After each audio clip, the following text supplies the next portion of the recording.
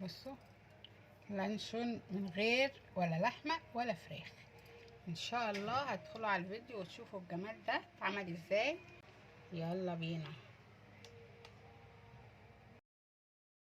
السلام عليكم يا احلى متابعين، ازيكم عاملين ايه؟ النهارده جاي لكم بقى نعمل لانشون من غير لحمه ولا فراخ. هنجيب معانا على طول كده 6 بيضات، 6 معالق دقيق، 6 مثلثات جبنه او اي نوع جبنه كريمي، وهنجيب نص معلقه سبع بهارات، ونص معلقه فلفل اسود، وربع معلقه ملح، ما تكتروش الملح، وعايزين معلقه صغيره ليمون، وثلاث مكعبات من مرقه الدجاج، ونص كوبايه زيت، وبنجريه كبيره مسلوقه ومتقطعه.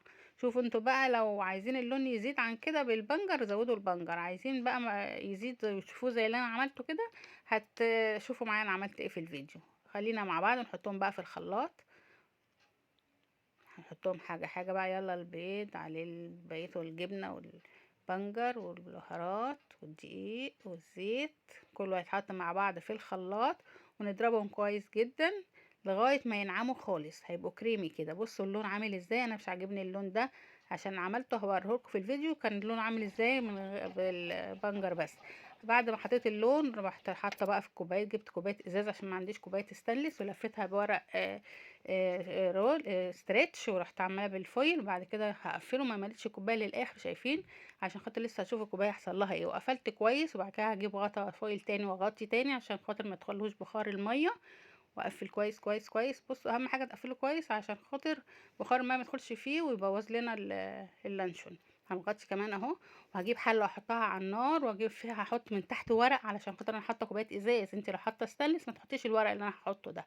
بصوا، وحطيت بقى ميه مغليه عليها.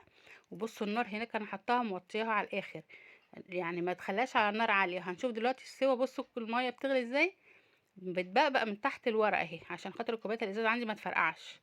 لو عندك استانس حطي. بصوا بقى، انا بختبرها بالخله الاول قبل ما اطلعها، الاقي الخله نضيفه زي الكيك كده، يبقى هي كده استوت. بصوا قبت لفوق ازاي، بسم الله ما شاء الله، عشان دهنا الكوبايات كويس جدا جدا من الزيت. طلعت على طول معايا، بسم الله ما شاء الله. بصوا طريه وجميله ولونها حلو ازاي. هوريكم دلوقتي اللون اللي انا عملته قبل ده، وما كانش فيه اللون، كان بالبنجر بس. انا عن نفسي ما عجبهمش اللون ده، قالوا لي لا حط لنا لون، فانا رحت حاطه لون. انتوا عاوزين تزودوا بنجر هيديكوا لون حلو برضو، بس انا حطيت لون من الاحمر بتاع الحلويات، لون صحي. بصوا الجمال بقى. بصوا بقى، بعد ما تسيبوه يبرد خالص خالص خالص، تجيبوا علبه ونضيفها وتجيبوا اهو. بصوا اللون عامل ازاي بالبنجر بس من غير اللون. طلع اللون ده كده لون البيف اللي في المحلات، لكن قالوا لي لا هو بيتباع اللانشون احمر، فعامله لهم ايه احمر، زودت لهم الاحمر. تغطوه بقى العلبه، تجيبوها بقى في ورق بلاستيك كده، وتقطعوه كله عشان ما تسيبوش على بعضه كده، وتعبوه في العلبه دي، وتروح حاطينه في التلاجة يقعد معاكم اسبوع كامل، او حطوه في الفريزر واسحبوا حته قطع قطع او حبه حبه. واعملي سندوتشات لعيالك، حاجه نضيفه حاجه مضمونه، وتحط لهم البيض وتحط لهم الجبنه وتحط لهم كل المكونات النضيفه اللي انت ضمناها، بدل ما تجيبوا اللانشون ده من بره وبيبقى مش حلو، وبيبقى محطوط له يا الله اعلم، بيبقى طعمه اكبر ده ان هو في حاجه غلط، ان هو بتحطيه بره بيبوظ. انا لما بجيبه كان بيبوظ. بصوا ما شاء الله عليه، طلع تحفه تحفه تحفه، وطعمه في منتهى الجمال. وان شاء الله تعملوه ويعجبكم وتقولوا رايكم ايه في الكومنتات، واشوفكم فيديو جديد وعلى قناه حوادثنا كيتشن. والسلام عليكم ورحمه الله وبركاته. مع السلامه. تحفه تحفه تحفه. باي باي.